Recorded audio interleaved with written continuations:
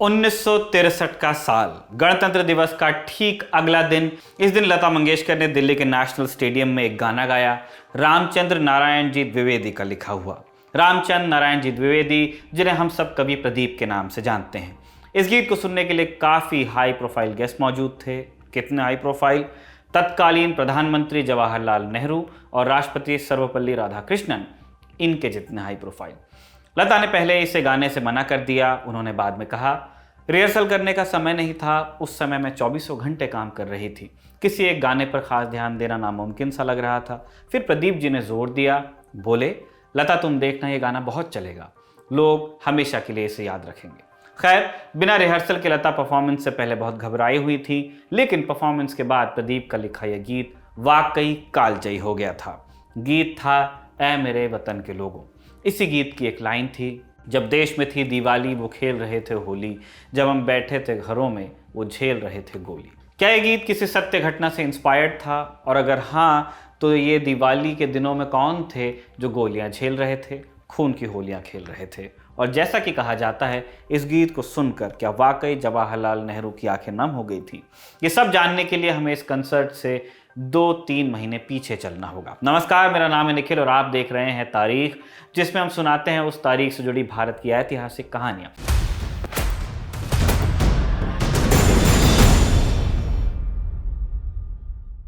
आज 20 अक्टूबर का दिन है और आज ही के दिन शुरू हुआ था भारत और चीन के बीच युद्ध। जब 20 अक्टूबर 1962 को चीन की पीपल्स लिबरेशन आर्मी ने लद्दाख और अरुणाचल प्रदेश, तब नेफा था, उस पर एक साथ आक्रमण कर दिया था। अरुणाचल प्रदेश को तब, जैसा कि हमने अभी बताया, नॉर्थ ईस्ट फ्रंटियर एजेंसी नेफा के रूप में जाना जाता था। इस युद्ध के कारणों की शुरुआत कई साल पहले शायद तभी हो गई थी जब भारत और चीन को अलग करने वाली मैकमोहन लाइन को चीन ने मानने से इनकार कर दिया। साथ ही उसने जम्मू कश्मीर के कुछ हिस्सों पर भी दावा करना शुरू कर दिया, लेकिन फिर चीन के पीकिंग शहर में एक समझौते पर हस्ताक्षर किए गए। 29 अप्रैल 1954 का दिन था। इस समझौते का नाम था पंचशील समझौता। समझौते में चीन और भारत के बीच के विवादों को बातचीत से हल करने की बात कही गई। इसमें कुछ व्यापारिक समझौते भी शामिल थे। साथ ही समझौते में भारत ने तिब्बत में चीनी शासन को स्वीकार कर लिया था। इस समझौते के बाद प्रधानमंत्री जवाहरलाल नेहरू ने हिंदी चीनी भाई भाई के नारे को भी बढ़ावा देना शुरू किया। कुल मिलाकर 1954 में भारत और चीन के संबंध ऐसे हो चुके थे कि शायद ही कोई युद्ध की कल्पना भी करता। इंडिया टुडे की एक स्टोरी के अनुसार इसके बाद 1 जुलाई 1954 को पूर्व प्रधानमंत्री जवाहरलाल नेहरू ने कहा, सभी पुराने नक्शों की सावधानी पूर्वक जांच की जानी चाहिए और जहां आवश्यक हो पुरानी सीमा रेखाओं को बदला जाना चाहिए। नए नक्शे प्रिंट किए जाने चाहिए और उनमें किसी रेखा का संदर्भ नहीं आना चाहिए, मैकमोहन लाइन।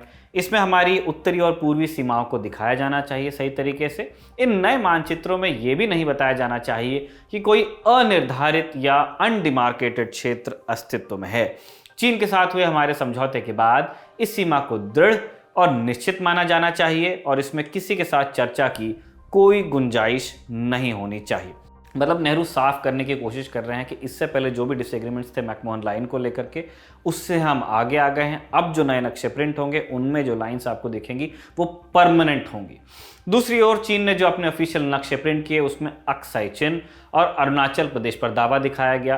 अरुणाचल प्रदेश आप जानते ही हैं, अक्साई चिन्ह लद्दाख वाला, वो जो भारत के 2 ऐसे हिस्से निकलते हैं, लद्दाख की साइड जो है वो है अक्साई चिन्ह। हालांकि तत्कालीन चीनी प्रीमियर जोऊ एनलाई ने कहा कि इन नक्शों में त्रुटियां थी और चीन का भारत नियंत्रित क्षेत्रों पर कोई दावा नहीं है। यह 1956 की बात थी। इसके 2 साल बाद 1958 में भारत ने आधिकारिक तौर पर कहा कि अक्साई चिन्ह उसका क्षेत्र है। ये वो दौर था जब तिब्बत भी विद्रोह की आग में जल रहा था। पीएलए माओ त्से-तुंग के नेतृत्व वाली चीन की कम्युनिस्ट पार्टी के खिलाफ किसी भी आवाज को कुचलने में लगी हुई थी। 1959 में दलाई लामा तिब्बत से भागकर भारत आना पड़ा उन्हें, मर्जी से नहीं आए थे, और यहाँ उनका खूब स्वागत सत्कार किया गया, शरण दी गई। भारत की सरकार ने उन्हें शरण देने का फैसला लिया और दलाई लामा ने भारत में निर्वासित तिब्बती सरकार का गठन भी किया। इससे चीन का थिंक टैंक खास तौर पर माओ त्से-तुंग भारत से चिढ़ गया। उसी वर्ष अगस्त से अक्टूबर के बीच भारतीय और चीनी सेनाएं कई चौकियों पर भिड़ गई। इन्हें हम कहते हैं स्कर्मिशेस, छोटी मोटी लड़ाइयाँ। यूं 1959 तक भारत और चीन के बीच संबंध उस वक्त के अपने सबसे खराब दौर में पहुंच चुके थे। लेकिन जैसा कि अखबारों में लिखा होता है, स्थिति तनावपूर्ण तो नियंत्रण में थी। इस बीच जो एनलाओ ने प्रस्ताव रखा कि अगर भारत अक्साई चिन पर अपना दावा छोड़ देता है तो बदले में चीन अरुणाचल प्रदेश पर अपना दावा छोड़ देगा। उस समय ये कहा गया था कि अगर आप रियलिटीज ऑफ वेस्ट अगर आप एक्सेप्ट करें तो हम रियलिटीज ऑफ ईस्ट एक्सेप्ट करेंगे। नेहरू ने इस प्रस्ताव को यह कहते हुए खारिज कर दिया कि चीन के पास इन क्षेत्रों पर दावा करने का कोई वैध कारण नहीं है। इसके जवाब में चीन ने भारत पर आरोप लगाया था कि भारत तिब्बत को लेकर कोई बड़ी योजना बना रहा है। भारत ने 1961 में अपनी फॉरवर्ड पॉलिसी लॉन्च की। इस पॉलिसी का उद्देश्य चीनी सैनिकों को डिमार्केटेड लाइन के पीछे खदेड़ना था, भारत का जो नक्शा था उसके हिसाब से पीछे। 1962 तक छिटपुट झड़पें जारी रहीं। 10 जुलाई 1962 को लगभग 350 चीनी सैनिकों ने चुशुल में एक भारतीय चौकी को घेर लिया और लाउडस्पीकर का इस्तेमाल करके गोरखा सैनिकों को समझाने लगे कि उन्हें भारत की तरफ से नहीं लड़ना चाहिए। इस सब के बावजूद भारत लगभग पूरी तरह आश्वस्त था कि चीन भारत के साथ सीधे एक लार्ज स्केल वॉर युद्ध में कभी शामिल नहीं होगा। लेकिन फिर आया आज का दिन यानी 20 अक्टूबर 1962 के साल में, जब चीन ने अरुणाचल प्रदेश, नेफा और लद्दाख में भारतीय चौकियों पर एक साथ हमले कर दिए। इन हमलों का उद्देश्य पश्चिमी क्षेत्र में चिपचाप घाटी और पूर्वी क्षेत्र में नामकाचू नदी के पार के क्षेत्रों पर कब्जा करना था। चीन ने शुरू में ही भारत की टेलीफोन लाइंस को काट दिया, जिससे सैनिक मुख्यालयों से संपर्क करने में अक्षम हो गए। युद्ध के पहले दिन चीनी सेना ने पीछे से भी हमला किया। सिर्फ 4 दिनों में यानी 24 अक्टूबर तक चीनी सैनिक भारत के 15 किलोमीटर भीतर तक घुस आए थे। चीन भारत पर हमला नहीं करेगा, यही अंधविश्वास या अतिविश्वास था कि भारत ने इस युद्ध के लिए खुद को तैयार नहीं किया। इसी वजह से 10-20 हज़ार के करीब भारतीय सैनिकों को करीब 80,000 चीनी सैनिकों का सामना करना पड़ा। बहरहाल युद्ध के कुछ दिनों के भीतर ही जो एनलाई ने नेहरू को एक पत्र लिखकर युद्ध विराम का प्रस्ताव रखा। एनलाई ने बातचीत से हल निकालने की पेशकश की। एनलाई ने सुझाव दिया कि भारत और चीन दोनों अपने सैनिकों को लाइन ऑफ एक्चुअल कंट्रोल से 20 किलोमीटर पीछे ले लें।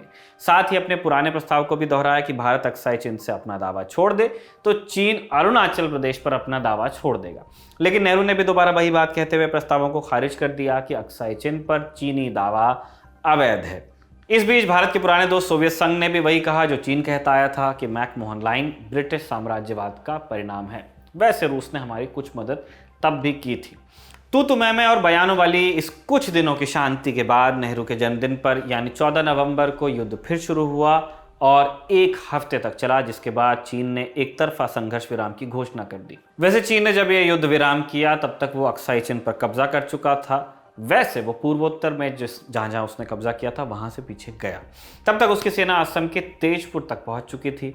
युद्ध 21 नवंबर तक चला। लगभग 3250 भारतीय सैनिक इन्होंने वीर गति प्राप्त की। भारत ने अक्साई चिन की लगभग 43,000 वर्ग किलोमीटर भूमि खो दी। जिस कंसर्ट की बात हमने शुरू में की थी उसका आयोजन mother India fame director Mehboob Khan ने किया था। युद्ध में शहीद हुए सैनिकों के लिए ये एक फंड रेजर प्रोग्राम था।